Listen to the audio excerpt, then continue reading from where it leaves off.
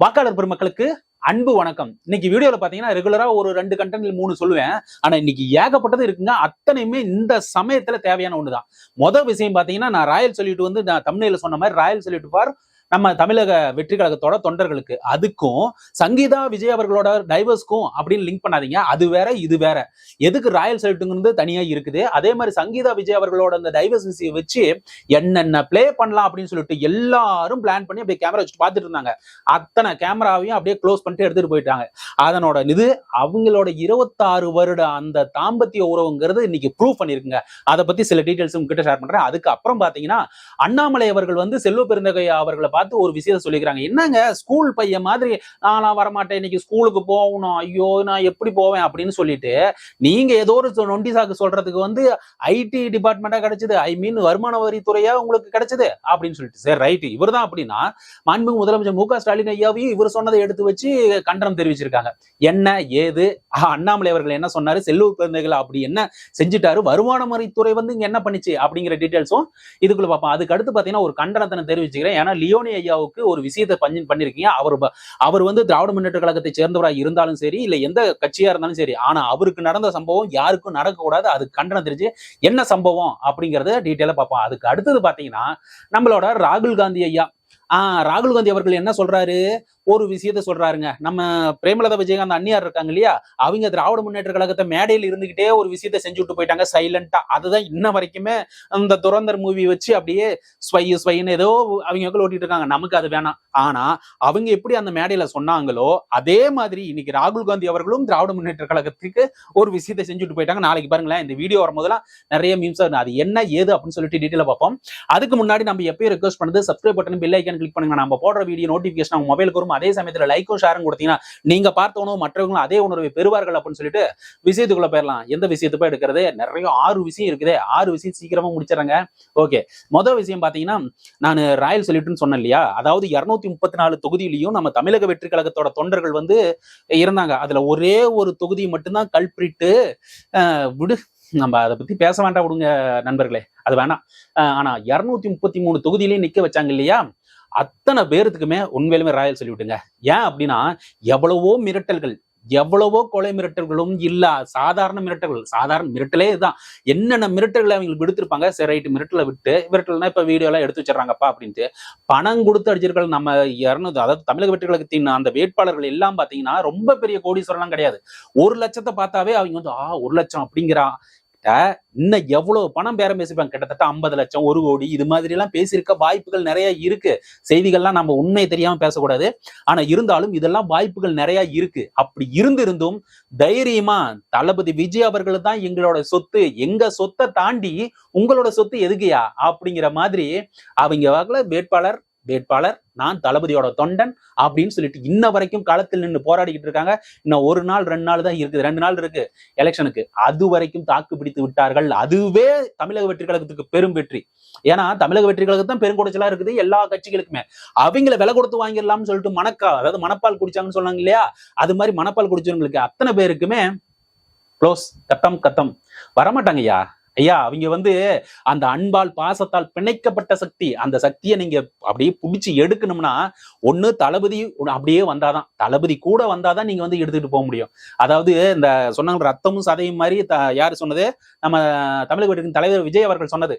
அது மாதிரிதான் தொண்டர்களும் அதை போலதான் வேட்பாளர். தொண்டர்ல இருந்து வந்தவங்க தான் வேட்பாளர். இதை தெரிஞ்சுக்காம நீங்க என்னென்னமோ பண்ணி பார்த்து ரைட்டு இது விட்டுருங்க. அதுக்காக தான் ராயல் சொல்லிட்டு அடுத்த விஷயம் பாருங்க.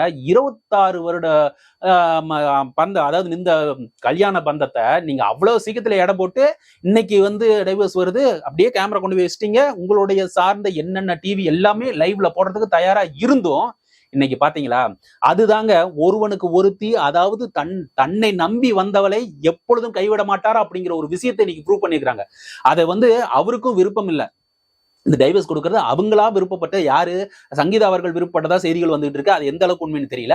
ஆனால் இன்னைக்கு நடந்த விஷயத்தை தெள்ள தெளிவா ஒரு விஷயத்தை காட்டுது. 2 பேருமே வந்து அவ்வளவு அந்யோன்யமா இருந்திருக்கிறாங்க. அதனாலதான் அந்த ஒரு டைவர்ஸ் வாங்குறதுக்கே அவங்களுக்கு மனசு விருப்பம் இல்லை. ஏதோ ஒரு சிறு மனக்கசப்பு ஏற்பட்டிருக்கு, அது விரைவில் தீரும். அவங்க 2 பேருமே ஒண்ணு சேருவாங்க. அதனாலதான் இன்னைக்கு வந்து இங்க போயிட்டு கேட்டிருக்கிறாங்க. அவங்க வக்கீல் வரல, வீடியோ கான்பரன்ஸ்ல வரலாம் அப்படின்னு சொல்லிட்டு இருந்தோம், வரல. இதுக்கெல்லாம் என்ன ஒவ்வொரு தடங்களும் ஒரு மனக்கசப்பு ஏற்பட்டு அவதிப்பட்டு இல்ல வேண்டான்னு முடிவு எடுத்துட்டா அது அன்னைக்கே வந்து எத்தனையோ வந்து இந்த டைவர்ஸ் வாங்குறீங்களா வந்து நேரா வந்து முடிச்சுட்டு போயிருக்காங்க. ஆனா இந்த டைவர்ஸ் விஷயம் பாத்தீங்கன்னா அன்னைக்கு இன்னைக்கு அப்படின்னு தவுந்துகிட்டே போகுது. அப்படின்னா என்ன, அவங்களுக்குள்ள ஒரு சின்ன சாதாரண மனக்கசப்பு, அவ்வளவுதான். உட்கார்ந்து பேசினா தீர்க்கக்கூடிய விஷயம் தான். அது வந்து இந்த நேரத்துல பண்ண முடியாது. அப்படின்னா தளபதி விஜய் அவர்கள் வந்து தன் மனைவி அப்படிங்கிற ஒரு விஷயத்தை மனசுல வச்சுக்கிட்டு இது வரைக்கும் பண்ணிட்டு இருக்கு. அதனாலதான் இன்னைக்கு ஆஜராகல. அதே மாதிரி சங்கீதா அவர்களும் வரல. 2 பேருக்குமே அந்யோன்யம் இருக்கு. தயவு செய்து இதை வச்சு பிளே பண்ணாதீங்க. ஒரு குடும்பத்தை பிரிச்ச பாவம் உங்களை சும்மா விடாதாமா சொல்லிட்டேன். அவங்களுக்கு இருக்கிற பிரச்சனை அவங்களே பேசிக்கங்க. எந்த ஒரு யூடியூபரா இருந்தாலும் அதுல இருந்து ஒரு ரூபானாவது சம்பாதிப்பீங்கல்ல. இந்த விஷயத்தை போட்டு அவங்கள பிரிக்கிற, இப்போ நான் பேசுறது வந்து அவங்க சேர்வதற்காக, ஒருத்தர் 2 பேர் சேர்றதுக்கு வந்து முயற்சி பண்ணுங்க. பிரிக்கிறதுக்கு தயவு செய்து பண்ணாதீங்கயா. அது சும்மா இருங்க. உங்களுக்கும் வந்து அதாவது உங்களுக்கும் மனைவி குழந்தைங்க எல்லாம் இருக்கும். அந்த பாவம் வந்து சும்மா விடாது. தயவு செய்து உங்களோட சார்ந்த கட்சிகளுக்கும் சரி, இல்ல நீங்க எதுக்காக அவர் மேல வந்து தனிப்பட்ட அந்த வெறுப்பு இருந்தாலும் சரி, தயவு செய்து இந்த வேலையை மட்டும் செய்யுங்க. நம்ம எல்லாருமே ஒரு நியாயம் உள்ள மனசாட்சி உள்ள ஒருத்தனும் இந்த வேலையை செய்ய மாட்டான். ஆனா அவர்களுக்குள் இந்த விஷயம் வந்து அதான் சொன்னல 26 வருட பந்தங்க. அது அவ்வளவு சீக்கிரத்துல வந்து உடைச்சிடவே முடியாது. அதனாலதான் இன்னைக்கு வந்து அது வந்து ஜூன் 15 வந்து தள்ளி வச்சிருக்காங்க. 2 பேரும் வந்து நேர்ல வந்தாதான் பேச முடியும் அப்படிங்கிற விஷயத்த கொண்டு வந்ததுனால அது ஜூன் 15 வச்சிருக்காங்க. ஆனா நாம சில பேர் வந்து இன்னைக்கு இந்த விஷயத்தை எடுத்து தளபதி விஜய் அவர்கள் வந்து என்ன சொன்னீங்க, தளபதி விஜய் அவர்கள் டைவர்ஸ் கொடுக்கறதுக்கு தயாராக இருக்கிறார் அப்படின்னு சொல்லி 2-3 நாளைக்கு என்னென்ன மீம் அடிச்சிங்க. 2 பேருமே பரஸ்பரமா பிரிய போறாங்க.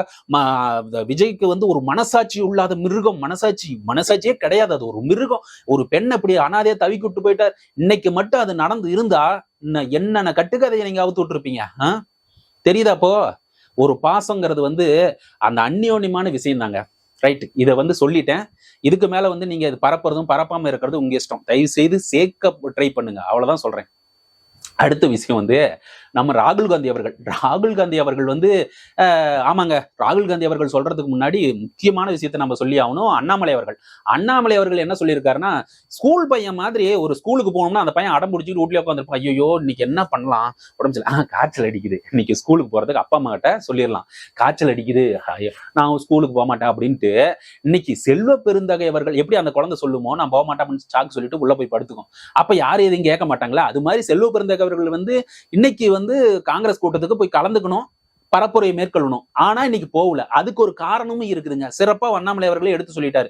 நேத்து 2 நாளைக்கு முன்னாடி நடந்த அந்த பிரச்சாரத்துல வந்து அந்த இங்கிலீஷ் டிரான்ஸ்லேட்டர் இவர் வந்து ராகுல் காந்தி பேச இந்த பக்கம் தமிழ் டிரான்ஸ்லேஷன் பண்ண தப்பா சொல்லி அது மீம்ஸ் இதெல்லாம் கிரியேட் ஆகி ராகுல் காந்தி அவர்கள் கோபப்பட்டு உடனே வந்து இவர் வந்து பிரச்சாரத்துக்கு வர வேண்டாம் அப்படிங்கிற மாதிரி ஒரு நியூஸ் வந்து வெளிவருது. அது எந்த அளவுக்கு உண்மைன்னு தெரியல. பட் அதனால வந்து இவர் கூப்பிடாதனால யார் செல்வ பெருந்தகை பிரச்சாரத்துக்கு ராகுல் காந்தி அவர்களிடமிருந்து அழைப்பறாதனால ஐயோ நமக்கு இது வெக்க கேடாச்சு, நம்ம என்ன பண்ணலாம், காய்ச்சல் அடிக்க சொல்லிடலாம். ஐயோ இது நாம இவ்வளவு வயசாயிருச்சு, காய்ச்சல் அடிக்கலாம் சொல்லக்கூடாது, என் வீட்டுக்கு ஐடி ரைடு வந்துருச்சு அப்படின்னு சொல்லுவோம், வருமான வரித்துறை சோதனை வந்துருச்சு அப்படின்னு சொல்லிட்டு வைங்களேன், நம்மளை சார்ந்த கூட்டணி கட்சி தலைவர் எல்லாம் அப்படியே பரப்பிடுவாங்க. ஆமா வந்துருச்சு, ஐடி ரைடு வந்துருச்சு, எங்களை வந்து பிரச்சாரம் பண்ண விடல, முடக்கிறாங்க, பெரிய சக்தி, இதுக்கெல்லாம் ஜனநாயக நாடு, என்ன இதுக்கெல்லாம் இப்படி பண்றீங்க அப்படின்னு ஆவுன்னு கத்துறதுக்கு நம்மளை சார்ந்த கூட்டம் இருக்குது, நம்ம கூட்டணி கட்சி தலைவர்கள்லாம் இருக்கிறாங்க, பாத்துவாங்க அப்படின்னு சொல்லிட்டு இவர் சொல்ல, இந்த பக்கம் இருக்கிறது யாரு, நம்மளுடைய மாண்புமிகு முதலமைச்சர் மு க ஸ்டாலின் ஐயாவும் கண்டனத்தை தெரிவிச்சுட்டாருங்க. சொன்ன மாதிரியே கண்டனம் தெரிவிச்சுட்டாரு.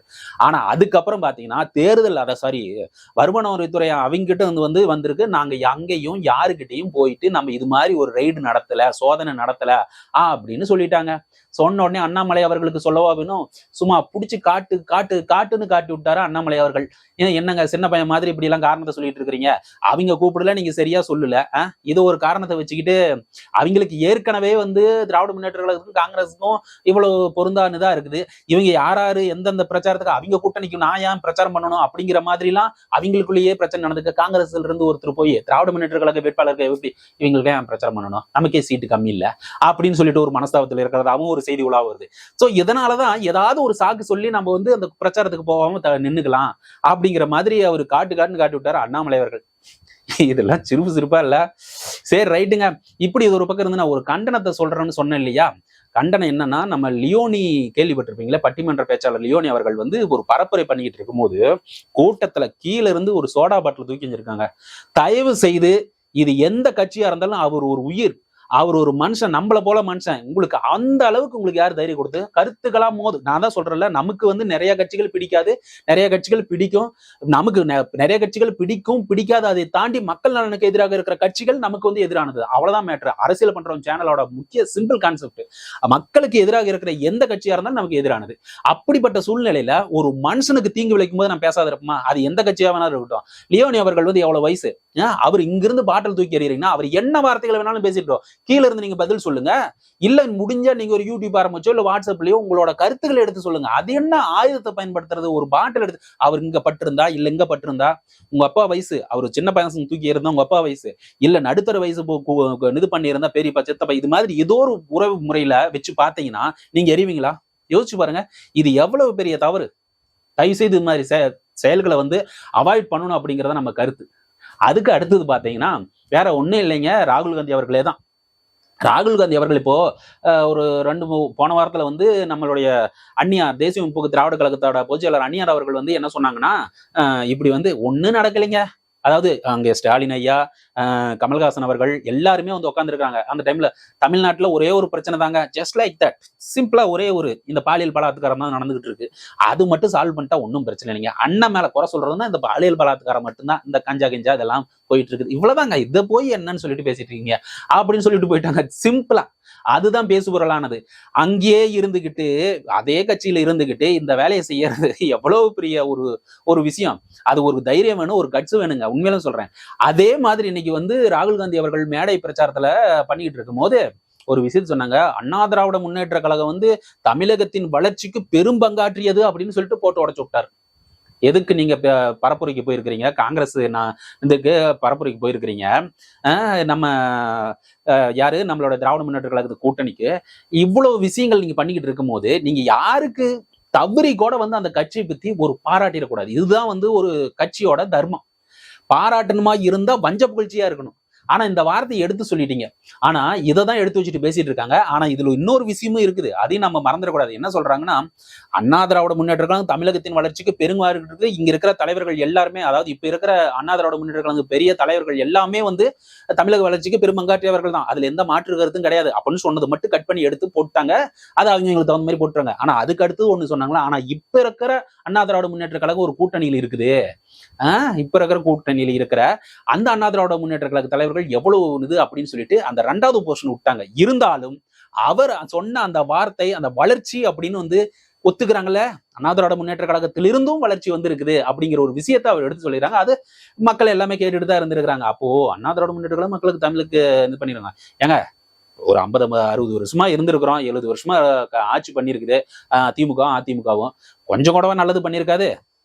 அதுதான் எடுத்து சொல்லியிருக்காரு.